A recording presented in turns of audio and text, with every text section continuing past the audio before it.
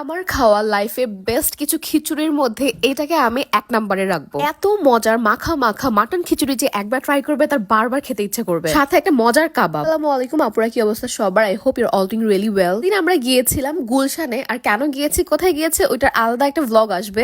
ওই জায়গা থেকে আসার পথে আমাদের মনে হলো বাইরে থেকে ডিনারটা করে যাই, এই জন্য আসার পথে দেখলাম ঘরোয়া। আর আমি ঘরোয়াতে কখনোই খাইনি, মতিঝিলে হিরাঝিলে খেয়েছি, তবে ঘরোয়াতে আমার খাওয়া হয়নি। আর এর আগে রাবা খানের একটা ভিডিওতে দেখেছিলাম ওনাদের খিচুড়ি নাকি অনেক মজা, সে থেকে হচ্ছে আমার অনেক খাওয়ার ইচ্ছে ছিল। আমি গিয়ে দেখলাম অনেক কাবাবের আইটেমও আছে, যার মধ্যে হচ্ছে খাসির কাবাবটা আমি কখনোই ট্রাই করিনি, এই জন্য আমি প্রথমে চিন্তা করলাম যে খাসির কাবাবটা ট্রাই করা যাক। কাবাবের সাথে নিয়েছিলাম গার্লিক নান। গার্লিক নানটা এত মজার ছিল খেতে, প্লাস এই কাবাবটা একদমই ডিফারেন্ট টেস্ট। কাবাবে যে মশলাগুলো ইউজ করা হয়েছে এত স্ট্রং ফ্লেভার আসতেছিল, এত ভালো লাগতেছিল খেতে। গার্লিক নানটা প্রবাবলি 60 টাকা নিয়েছে, তবে এটা আসলে একজন খাওয়ার জন্য না, মানে এটা একজন কখনোই হচ্ছে শেষ করতে পারবে না। আমি তো শেষ করতে পারিনি, আমি অর্ধেকও খেতে পারিনি। সাথে ওনারা একটা সস সার্ভ করেছে, যেটা মনে হয় তেঁতুলের সস, এটা দিয়ে খেতে খুবই ভালো লাগছিল। খাওয়া শেষে সেই কাঙ্ক্ষিত খিচুড়ি, যেটার জন্য আমি আসলে অনেকদিন যাবত ওয়েট করতেছিলাম, মতিঝিলে যাওয়া হচ্ছিল না দেখে আসলে খাওয়া হচ্ছিল না। দেখে আমার খুব ভালো লাগতেছিল, কজ এটা মাখা মাখা খিচুড়ি। তোমরা যারা আমাকে রেগুলার ফলো করো তারা জানো যে আমি মাখা খিচুড়ি খাই, একদমই ঝরঝরা খিচুড়ি খাই না। আমি আমার লাইফের বেস্ট একটা খিচুড়ি খেয়েছিলাম হচ্ছে দক্ষিণা কিচেনে, যেটা খুবই মাখা মাখা ছিল।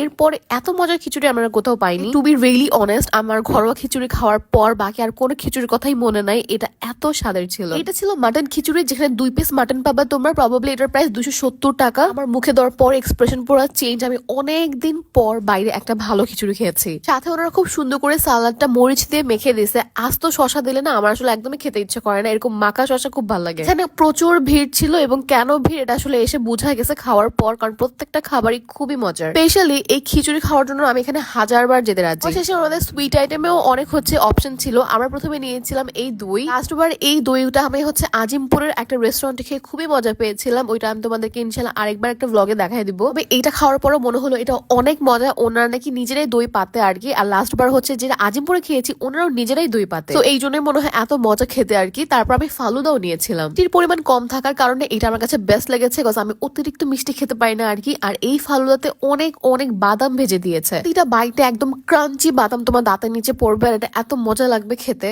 অনেকেই যারা ফালুদা পছন্দ করে না তাদের মাস্ট হ্যাভ আইটেম হবে সেই দইটা। এত মজার একটা দই, ওটার প্রবাবলি 60 টাকা ছিল প্রাইস। আমি ফালুদা খাচ্ছিলাম, পাশে বসে আমার বড় হচ্ছে চা খাচ্ছিল। ওনাদের চাটাও নাকি অনেক বেশি মজা, যেহেতু হচ্ছে আমি চা খাই না এই জন্য আমি আসলে দেখাইনি। সবকিছুর পরে যেটা বুঝলাম যে ওনাদের প্রত্যেকটা আইটেমই অনেক অনেক মজার, এই জন্য আসলে এত ভিড় আর এত হাইপ ওনাদের খাবারের। আমি মনে হয় একমাত্র মানুষ যে একদম দেরিতে হচ্ছে ওনাদের খাবার ট্রাই করেছি, মানে ঘরোয়ার খাবার আর কি। বাট আসলে আমি একদম স্যাটিসফাইড। তাহলে আবার কোনোদিন এসে ওনাদের অন্যান্য খাবার ট্রাই করবো, বাট তোমরা অবশ্যই ওনাদের খিচুড়িটা মাস্ট ট্রাই করবে। তো আজকে এই পর্যন্তই, সবাই অনেক বেশি ভালো থাকো। আল্লাহ হাফেজ।